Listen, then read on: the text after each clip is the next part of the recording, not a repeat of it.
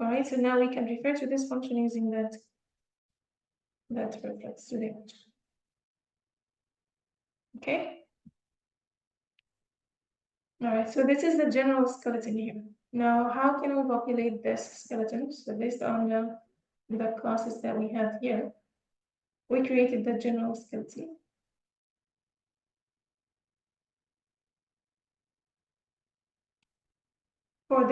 So let's start implementing the YouTube API. All right. Now we had some sort of experimentation before with YouTube, right? And we copied some code that was available through the documentation of the API. It teaches us how to use it, right? So we can use part of the code that we have here into our program. Now we can't take it all. We have to understand what's happening, because when you take things blindly without really checking it, you may introduce things that you don't need. You may introduce security breaches. Like, it's okay that to accept code that was available for you, but you have to be careful on what is it that you're using and how. So obviously we're gonna need the import. Now the OS, this is not really needed for our program. We only need the parts that have the client API. Now the scopes is used for authentication. Also, you can notice something here. Like I mentioned, at least the import we need. So we need to import these. And then I realized that I can't access that client API from here. So I can just change the library. So make sure that I have access to the client of the APIs. Okay. And then we had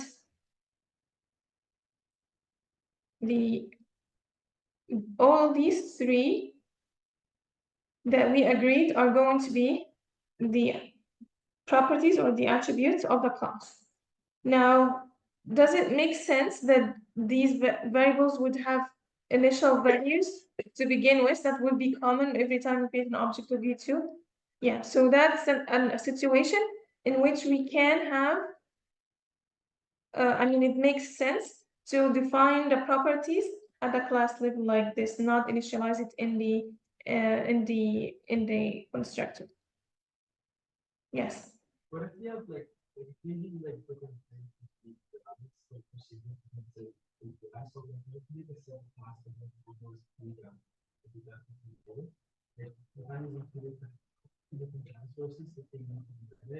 you still have is it better to define class rather than certain class you can think from? Is it more security how to retain the class to activate access it? Yes. So the general recommendation is to have a file, like a configuration file that has all the keys and all the APIs, and all the keys and passwords and stuff like that. So that's an option as well, but you can have a file here, a JSON file that has that, call it configuration or call it keys, and then import it from there. Okay. All right. Now, just because we have initial values doesn't mean they cannot change. You can change later. It's just that it does make sense that these would be common values for multiple objects. If we happen to change it, we still can. All right. Now let's look at the sequence diagram and let's see what can we do. Where should we start?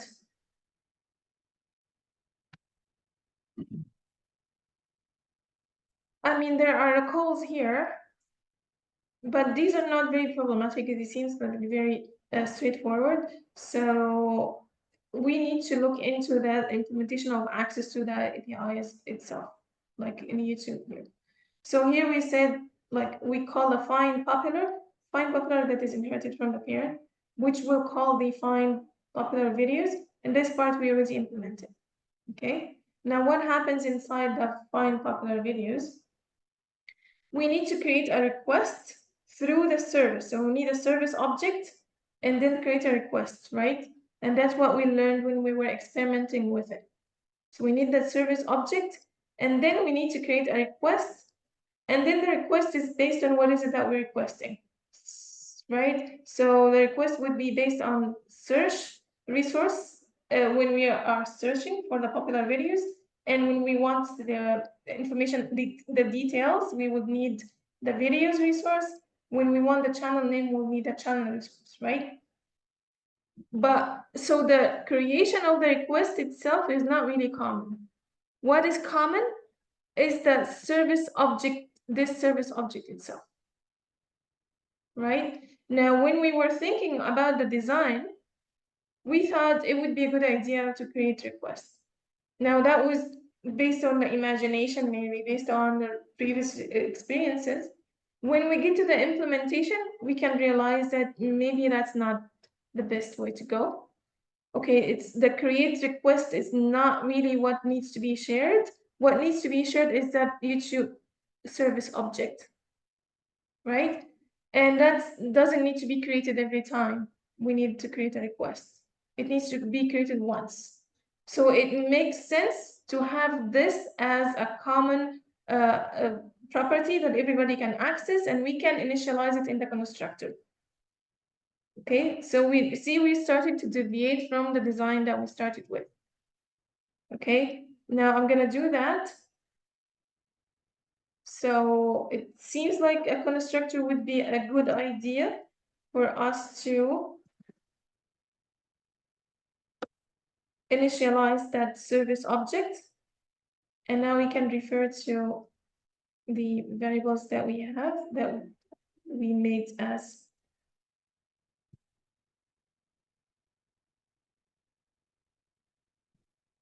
members or attributes.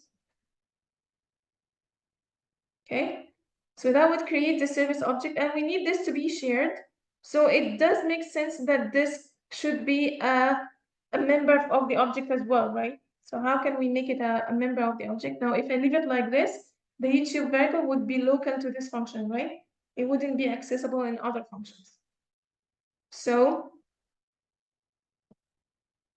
if I say self dot, then it would be added as a property or as an attribute of the object. So every other function in the object can access it through the self pointer, right? Now, I deviated from the design. So when I get to the end, instead of having to wait until the end, maybe I can just update the design document as I go. Okay. So, and it's good to have backup because you might need to change your mind again and go back to an older version. And unfortunately, the source control don't really support graphical documents.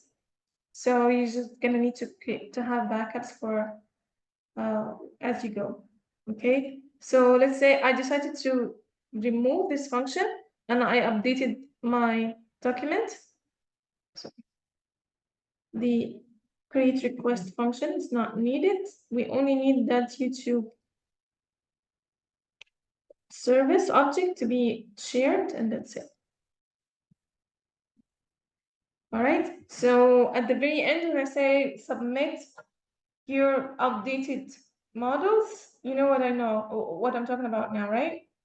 So at the very end, the very last task, now we're submitting a document like some initial models now, right? The very last task, I'm gonna ask you to submit the models again after updating. Okay, so as you go, you change your mind about some decisions you made while you're in the design stage, and then if you don't update the documents, then you will lose information. Okay, now here's another thing.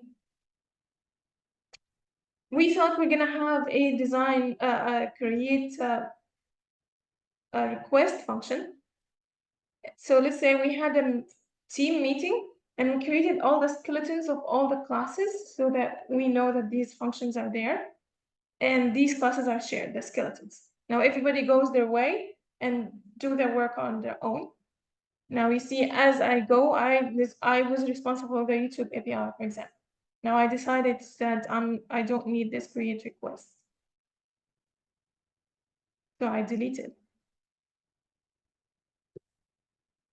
Now someone else might still think that there is a function called create request and build their code on it. Until we meet next time, maybe after 2 months, it was already too late that I have already built the entire set of code on something that doesn't exist anymore.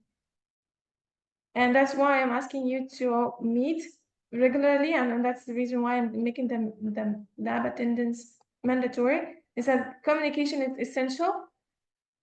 Yeah, we have some initial understanding, we share that initial understanding, but while you are working, things might come up, changes in the design will come up, and if everybody make their changes on their own, then when you get to put the work together, it's a disaster.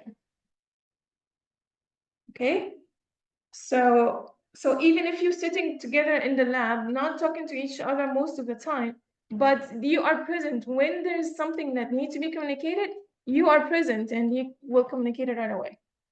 There were a lot of situations where it's like things like this happen, and then someone will say, okay, I sent a message to the group chat that I'm deleting this function, and everybody clicked on it to make it appear like it was seen, but nobody actually read it. And then until you realize that there is a problem, it was already too late. Okay, and we don't want to get into the situation where like, okay, my code is working on my computer, or his code is working on his computer, their code is working on his. It's like we have 5 different systems and we don't have one system. Okay, we don't want to get into this situation, and in order to avoid it, we have to, like, you have to be together communicating as frequent as possible. Okay, all right, so now let's see how are we going to get the popular videos. So we already have some part of the code here. We needed to create the request based on the search resource, and then execute that request.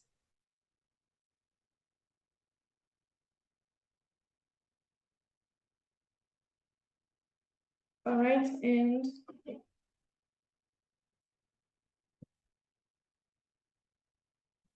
so this part we can take here.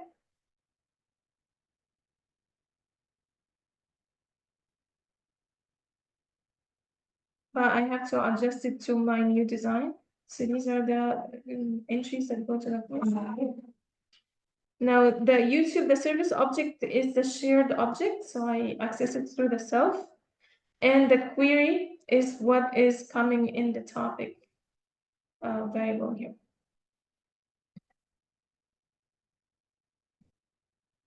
Okay.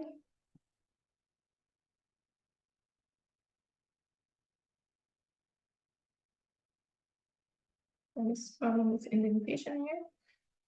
All right, so now we sent the request, executed the response. Now what's supposed to happen? According to this design, we loop over the videos and we accumulate the views.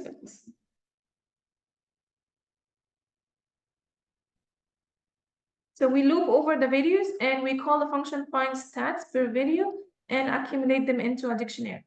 Okay, so there's a dictionary here that would be created. Here in the design, we put the creation inside the find stats. But if we're gonna call find stats for every video, it would make more sense to put the dictionary outside. So we create it outside, it would be accessible outside of that stats, right? So a change that we realized needs to be happening here is that this creation needs to be outside of the stats. Okay, so